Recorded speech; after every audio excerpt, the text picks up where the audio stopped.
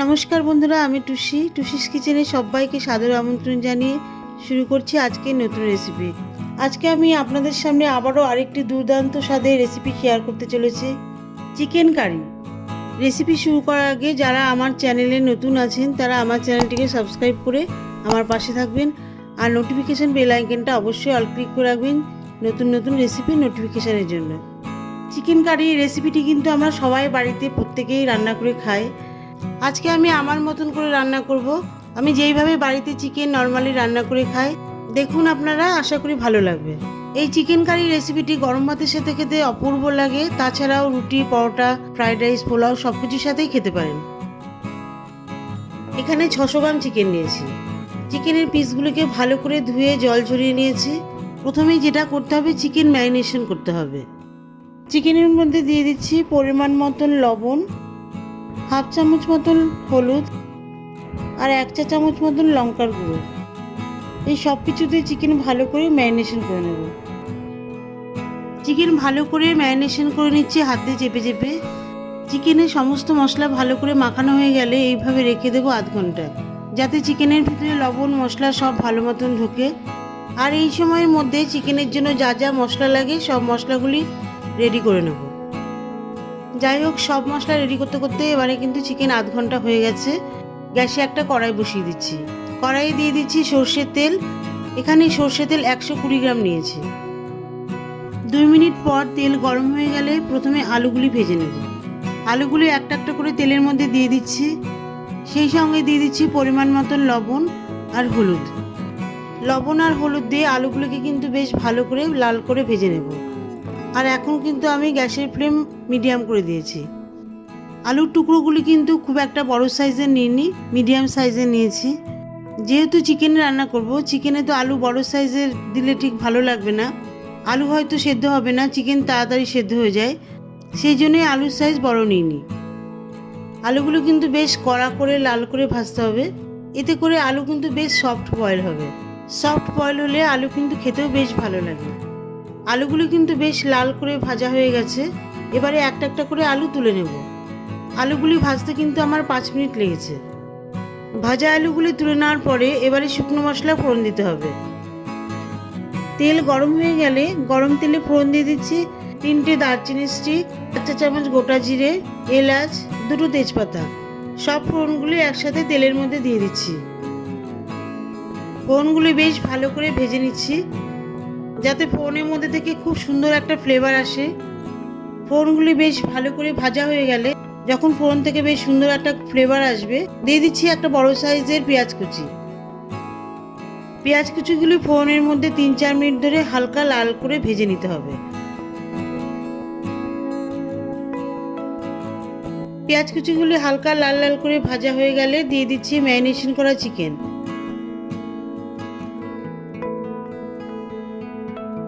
পেঁয়াজ আর চিকেন একসাথে কিন্তু বেশ ভালো করে কষিয়ে নিতে হবে। এতে করে পেঁয়াজের মধ্যে যে জল থাকে সেটাও শুকিয়ে আসবে, আর চিকেনের মধ্যে যে জল থাকে এক্সট্রা সেটাও কিন্তু শুকিয়ে আসবে।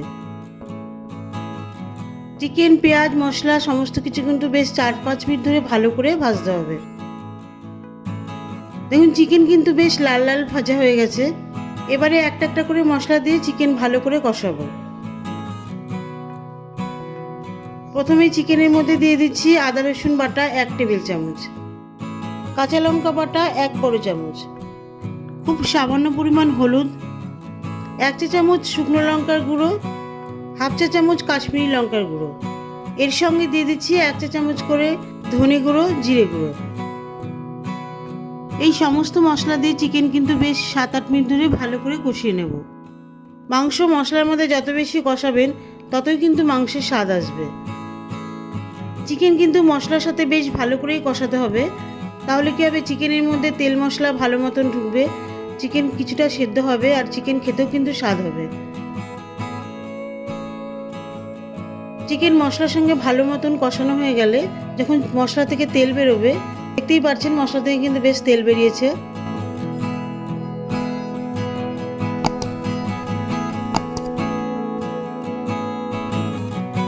এই সময় দিয়ে দিচ্ছি 1 টেবিল চামচ পেঁয়াজ বাটা আর একটা বড় টমেটো পিউরি। সঙ্গে একটু বাটিতে জল মিশিয়ে দিয়ে দিচ্ছি। এই সব মশলা দিয়ে আবারও চিকেন 3-4 মিনিট ধরে কষিয়ে নেব।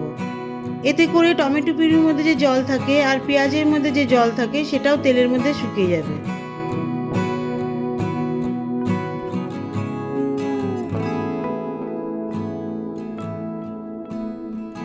চিকেন মশলার সাথে যখন ভালো মতন কষানো হয়ে যাবে, মশলা থেকে যখন সম্পূর্ণ তেল বেরিয়ে আসবে, দেখুন মশলা থেকে কিন্তু পুরোপুরি তেল বেরিয়ে এসেছে। চিকেন কিন্তু এবারে মশলার মধ্যে পুরোপুরি কষানো হয়ে গেছে। এবারে মাংসের মধ্যে 1.5 গ্লাস জল দিয়ে দিচ্ছি। সঙ্গে ভাজা আলুগুলি একটা একটা করে দিয়ে দিচ্ছি। আর এখন কিন্তু আমি গ্যাসের ফ্লেম হাই করে দিয়েছি। আর দিয়ে দিচ্ছি সামান্য পরিমাণ লবণ। লবণ আমি আগেই দিয়েছি মাংস মাখানোর সময়, আলু ভাজার সময়, সেই কারণে খুব সামান্য পরিমাণ লবণ দিয়ে দিয়েছি। চিকেন, আলু, লবণ সব কিছুই ভালো মতন ঝোলের মধ্যে মিশিয়ে দেওয়া হয়ে গেলে 15 মিনিটের জন্য ঢাকা দিয়ে দিচ্ছি। 15 মিনিট পর ঢাকনা তুলে নেওয়া হয়ে গেলে ঝোল কিন্তু বেশ ঘন হয়ে আসবে। আলু কিন্তু সেদ্ধ হয়ে গেছে দেখুন।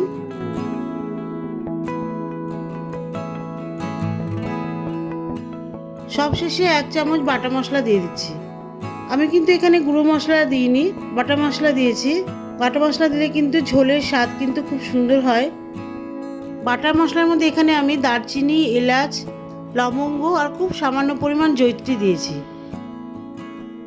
বাটা গরম মশলা ঝোলের মধ্যে ভালো করে মিশিয়ে দিয়ে গ্যাস অফ করে দিচ্ছি।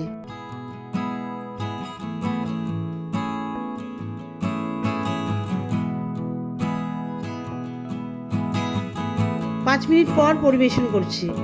মাংসের কালার কিন্তু খুব সুন্দর এসছে বন্ধুরা, খুব সুন্দর একটা ফ্লেভার আসছে গরম মশলার। তো বন্ধুরা, আপনারাও এইভাবে বাড়িতে তৈরি করে খান চিকেনের কারি। আশা করি খুব ভালো লাগবে। গরম ভাতের সাথে তো অসাধারণ লাগে, সব কিছুর সাথেই খাওয়া যায়। তাহলে আমার ভিডিওটি ভালো লেগে থাকলে আমার চ্যানেলটিকে সাবস্ক্রাইব করবেন, লাইক করবেন, কমেন্ট করবেন, শেয়ার করবেন। দেখা হবে পরের ভিডিওতে নতুন কোনো রেসিপি নিয়ে। ভালো থাকবেন, সুস্থ থাকবেন।